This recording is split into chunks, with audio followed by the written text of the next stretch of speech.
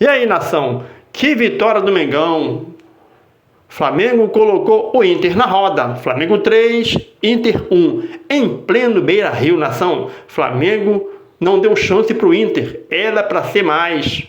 Deixe seus comentários aí, tá bom? O que você achou deste jogo, tá bom? Assista aí a coletiva de Felipe Luiz, tá bom? E assim que acabar, não esqueça. Deixe seu like aí para ajudar o nosso canal, tá bom? Curta, comente e compartilhe este vídeo para seus amigos rubro-negros, tá bom? Gratidão pelo carinho de todos vocês. E se você não é inscrito, nação, nos ajude. Inscreva-se no canal, tá bom? Mengão Boa noite. Atropelou. Uma partida muito impressionante do Saul, né? A estreia, vamos dizer assim, do Saul. Eu percebi que melhorou muito ali o Flamengo, até ofensivamente, né? A bola chegou mais. Queria que você falasse um pouquinho sobre essa partida do Saul e aproveitasse também e explicasse o porquê que o Matias ele vinha bem numa recuperação e não está sendo relacionado. Obrigado. Boa noite a todos. Primeiro do Saul. Vocês estão me ouvindo, então, né? Sim. Ok. O Saul fez um grande jogo. Excelente jogo. Temos que lembrar que o Saul, quando pisa aqui no Flamengo, ele estava treinando, né, não estava treinando com nenhuma equipe, estava treinando separado e vinha de férias, né? Então o Saul até pegar a forma física dele. Tentei em alguns jogos tentar dar minutos para ele tentar recuperar o mais rápido possível, que muitos jogadores, e ele é um jogador que se lesiona pouco, pegam essa forma física mais rápido jogando. E principalmente essa função do volante, que para mim na minha equipe é tão importante, é o coração do time. Então ela exige um pouco mais de conteúdo tático, treinos, vídeos e conceitos tanto ofensivo como defensivo. Então não é simples ele chegar e jogar. E hoje eu senti que ele estava preparado e fez um grande jogo. Como toda a equipe, né? Elevou bastante o nível da equipe.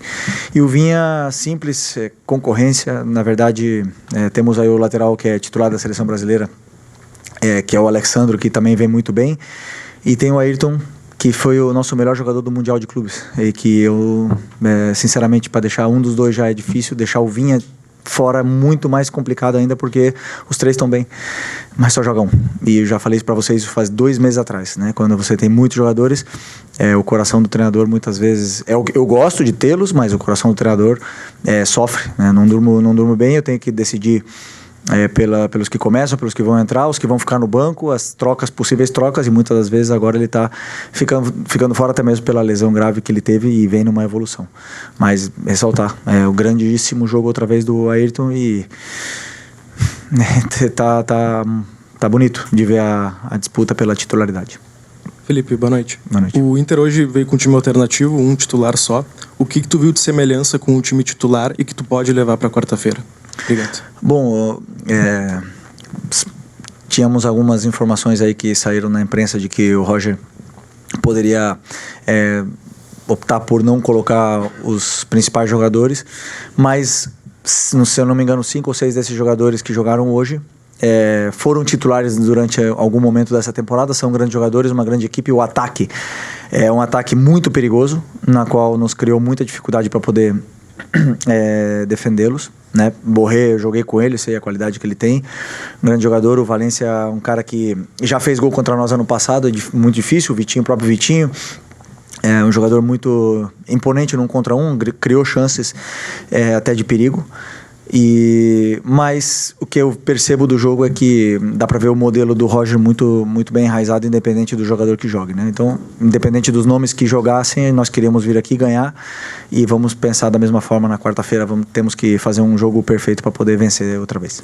Felipe, boa noite. Boa noite. O que foi possível estudar do primeiro jogo na Copa Libertadores para agora, e principalmente para o jogo da volta aqui no Beira-Rio na quarta-feira, e como o Flamengo chega depois de 2 vitórias e principalmente depois de uma vitória como essa, jogando em Porto Alegre? Bom, sempre todos os jogos, né, nos oferecem. Eu sempre falo que é um guia, né? O jogo é um guia, ele guia pelo caminho que você tem que primeiro melhorar a sua equipe, corrigir os erros. O primeiro jogo nosso da Libertadores nos deu essa guia do que estava acontecendo no campo e que não conseguíamos gerar vantagens em alguns momentos. E depois eu esqueci o que tu falou. Como chega o Flamengo? Ok. Isso. E sempre é importante para mim vencer. O futebol é um estado de ânimo, é confiança. E o jogo da quarta-feira, na verdade, na minha visão, começa hoje, né? Você tem que sempre tentar ganhar, não cometer erros para você chegar sempre com confiança, para poder dominar a bola, para você conseguir dar o passe com a força certa. Você tem que estar sempre bem, independente do jogo que venha pela frente. Então, hoje era o jogo de hoje e a partir de amanhã vamos começar a pensar no jogo de amanhã, de quarta-feira. Boa noite, Felipe, aqui, Sidão Marinho da Litoral News. O Flamengo vai para o terceiro jogo contra o Inter e você vai ter um tempo quase que 24 horas com os jogadores aqui em Porto Alegre e permanece. Queria te perguntar como você vai trabalhar com os jogadores, porque já foram 2 duelos, 2 vitórias, só que quarta-feira é um grande jogo, né? Você tinha dito que o da quarta passada era o mais importante, agora é esse o mais importante da temporada. Como vai ser esse trabalho com os jogadores e também a nível de escalação?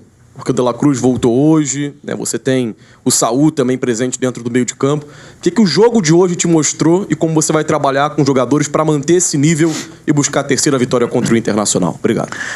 Bom, primeiro que vai ser um jogo completamente diferente do que foram os outros dois, né? Como você falou, são poucos dias até lá, mas na verdade dá para fazer ajustes em função do que aconteceram nesses jogos. Eu vou fazer e com certeza o Roger também. E vai ser um jogo completamente diferente, como você falou até então, o jogo mais importante do ano até agora. E temos que fazer um jogo perfeito para poder passar, porque não é fácil jogar aqui e ganhar aqui dentro. Ô Felipe, essa situação que o Flamengo está passando agora, né, de enfrentar o Inter numa sequência, como jogador já deve ter acontecido contigo. E esse resultado de 3-1, você acredita que ajuda em quê para quarta-feira? O aspecto psicológico? A confiança aumenta? Você acha que essa vitória ela dá um embasamento de psicológico maior para a quarta? Não, eu penso que reforça a ideia perante ao grupo, reforça a força que tem esse grupo, esse elenco, né, que aonde vai jogar, contra quem for, sempre pode competir da mesma forma, independente dos jogadores que joguem. E isso, para mim, é o que faz um elenco forte poder competir por essa competição tão difícil que é a Libertadores, né? E também, talvez a mais competitiva de todas, que seja o Campeonato Brasileiro. Mas, como eu falei, nos dá uma confiança para esse jogo de quarta-feira, mas o jogo de quarta-feira é outra história. A partir de amanhã nós começaremos a falar do jogo de quarta-feira, vai estar outro ambiente no estádio, vai estar outro ambiente no gramado, é outra bola, muda absolutamente tudo e nós vamos ter que fazer um jogo, como repito outra vez, praticamente perfeito para poder vencer aqui dentro. Boa noite, Felipe. Boa noite. Eu queria saber quais os fatores negativos, os pontos negativos que tu conseguiu explorar do time do Inter para uma vitória, uma consolidação dessa vitória tão cedo do time do Flamengo, e como é que tu pode explorar esses fatores, né, de vitória, consolidação de vitória tão cedo para o jogo da quarta-feira? Bom, sinceramente não abriria aqui nenhum plano, né, que exploramos, mas dizer simplesmente que fomos determinantes na área do Inter, né? Chegamos ali no começo do jogo, o Pedro num dia inspirado e fez a diferença. O Pedro, quando a bola chega dentro da área, é um jogador diferente, então eu tentei deixar ele muito mais perto do que fosse essa última linha do Inter, e a partir do momento que ele está perto da área, ele tem chances, ele é um jogador totalmente determinante e diferente, e acredito que foi isso que marcou a diferença no jogo. E depois, no segundo tempo, conseguimos manter o nível e praticamente fechar, né, com o terceiro gol. Felipe, aqui no fundo, Marcelo Salzano, Rádio Guaíba. Você espera o Internacional já fazendo uma pressão muito grande desde o início, ou por fazer 1-0 pode administrar ali depois para sair, tentar fazer o gol? E também, mais uma, por gentileza, você pretende fazer alguma marcação especial em algum jogador do Internacional, especialmente no Alan Patrick, que é um líder técnico da equipe do Inter? Desculpa, o primeiro, qual que foi? Tá. Não, mas desculpa, a tua pergunta é em referência de que nós vamos pressionar ou o Inter vem nos pressionar? O Inter. Mas o Inter tem que pressionar, né? Eles não tenho dúvida que eles vão tentar pressionar, porque é um perfil do treinador e da equipe do Inter que sempre tenta ter a bola, roubar a bola do adversário. Por todos os jogos que eu vi, eles tentaram pressionar. E hoje mesmo eles tentaram pressionar muitas vezes e acabaram roubando a bola e até criando alguma jogada de perigo nessa sua pressão alta. Então, uma coisa que eles não abrem mão, independente se estão ganhando ou perdendo, e mais, com certeza, jogando na casa deles, eu espero que, com certeza, eles venham pressionar o Flamengo. E... o Alan Patrick. Se eu fosse fazer uma marcação individual, não diria aqui, né? Mas é um jogador extraordinário. Um jogador muito, muito, muito grande, muito diferente. Prazer vê-lo jogar aqui e com certeza nós temos que estar muito atento a esse tipo de jogador que, quando a bola cai no pé, faz a diferença. Felipe, tudo bem? Bom, você não está revelando muitas coisas, né? Quando perguntado sobre estratégia, né? Mas você já falou que espera um jogo completamente diferente. Aliás, um Inter, né? Que foi para o Maracanã.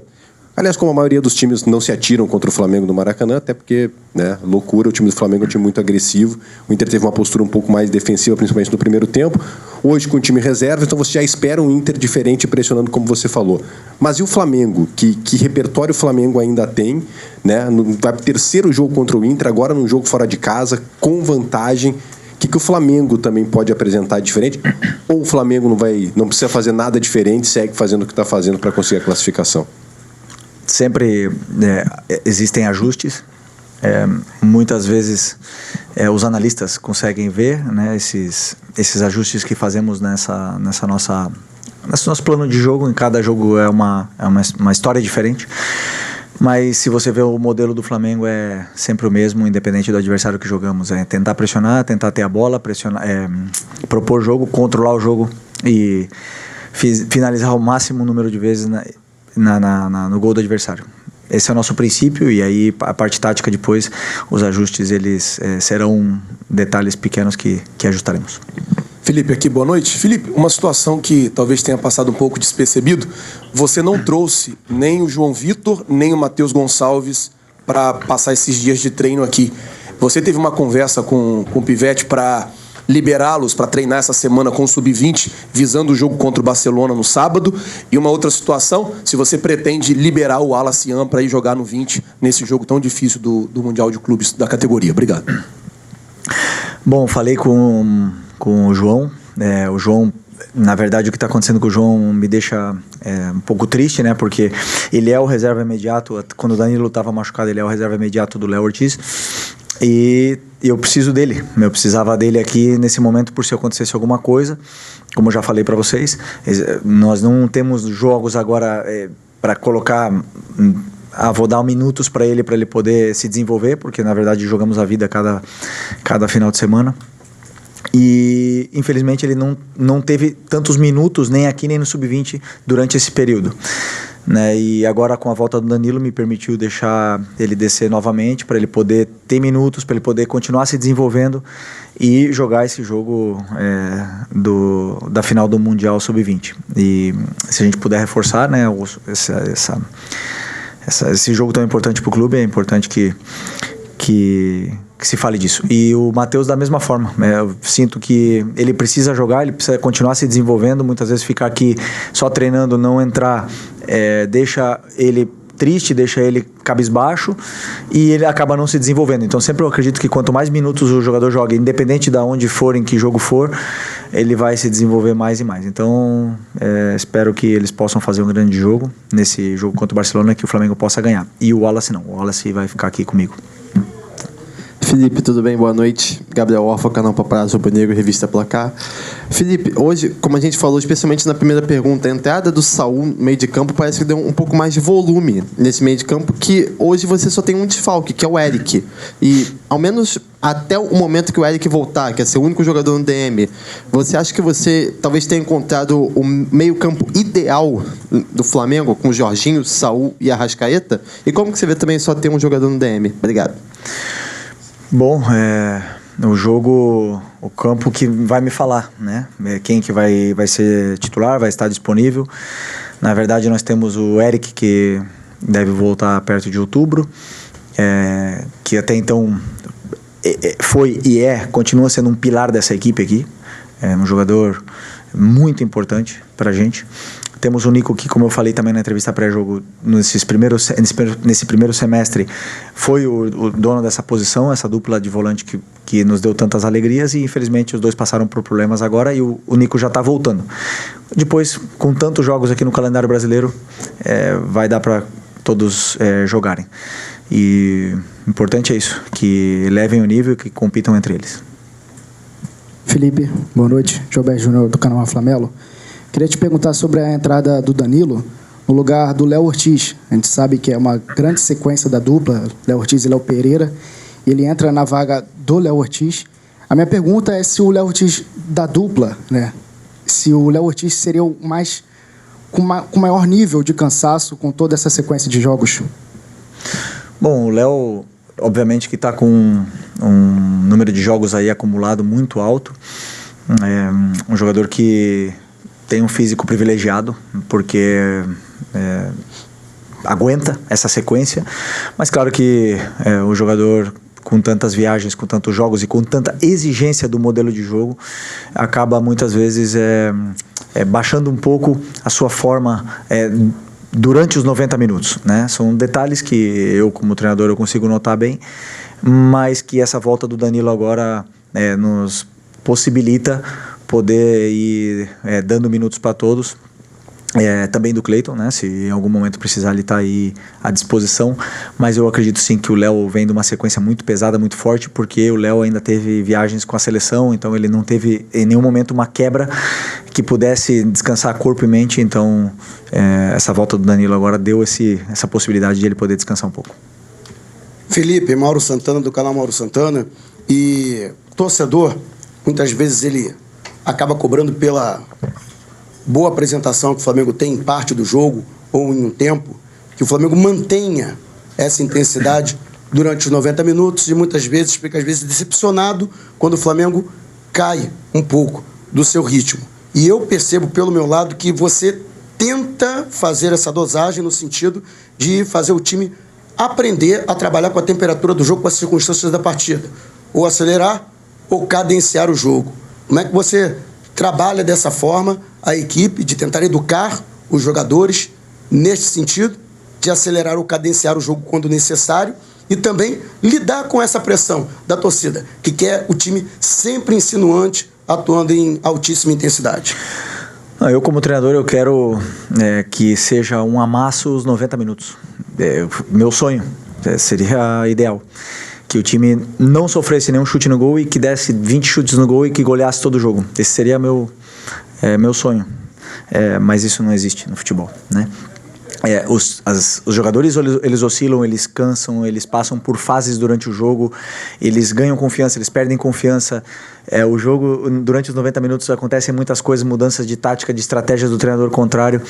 E é normal que em algum momento que o time pare de amassar, como você fala, e só que o problema, como eu falei na outra coletiva, são as expectativas. A gente tem a expectativa porque o Flamengo tem um elenco altamente qualificado e muito valioso, que seja isso todos os jogos, né? Então sempre estamos com as expectativas altas e acaba vindo as frustrações para mim. Eu estava falando hoje até com o meu auxiliar, que é engraçado, quando você tem uma pessoa saudável e todos os dias você olha para ela e fala: você está doente? Está acontecendo alguma coisa?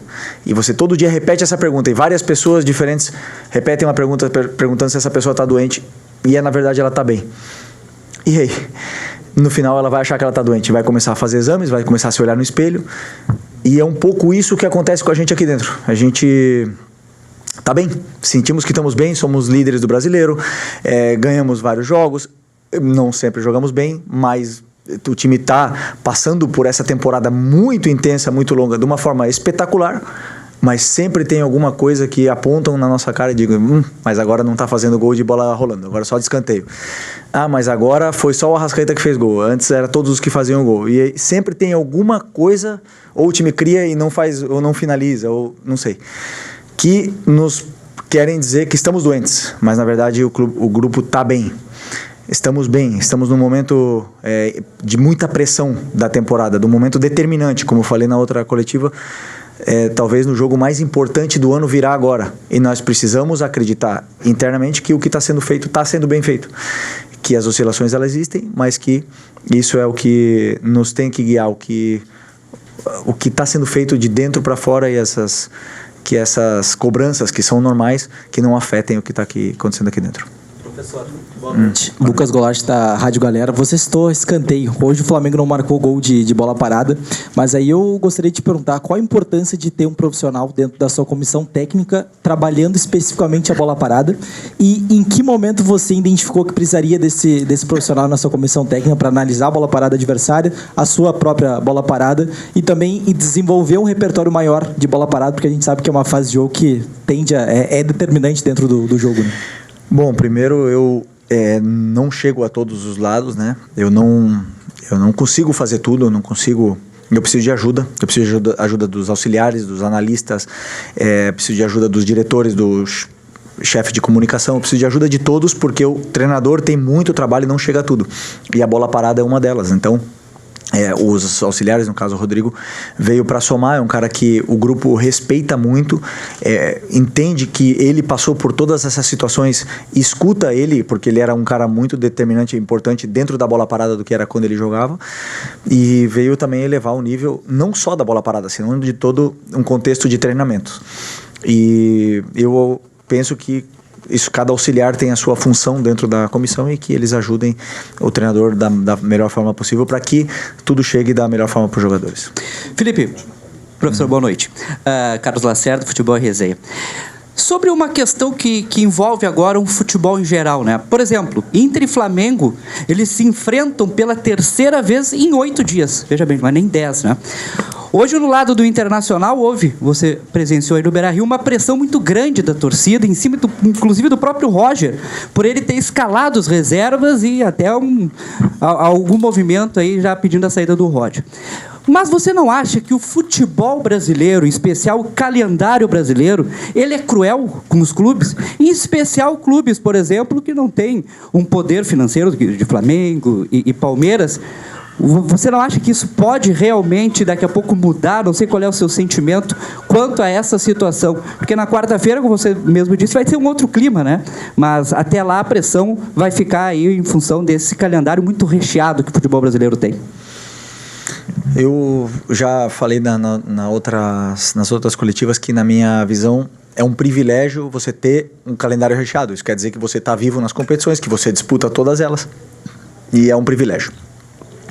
Mas, bem, podemos melhorar. Podemos melhorar esse calendário, fazer um calendário melhor para os próximos anos e diluir melhor esse número de jogos, esse número de viagens, que seja um pouco melhor. Tudo isso é melhorável. O que eu gosto são das pessoas que têm convicções do que fazem, que não... um exemplo que você falou agora, né? O Roger tomou uma decisão de poupar e... com convicção, e eu gosto desse tipo de pessoas, porque somente as pessoas com convicções que são capazes de melhorar o futebol brasileiro, que precisa melhorar em muitos aspectos, e cada um de nós que está participando tenta fazer a sua parte e é isso, continuaremos trabalhando para isso. Obrigado, Felipe. Valeu!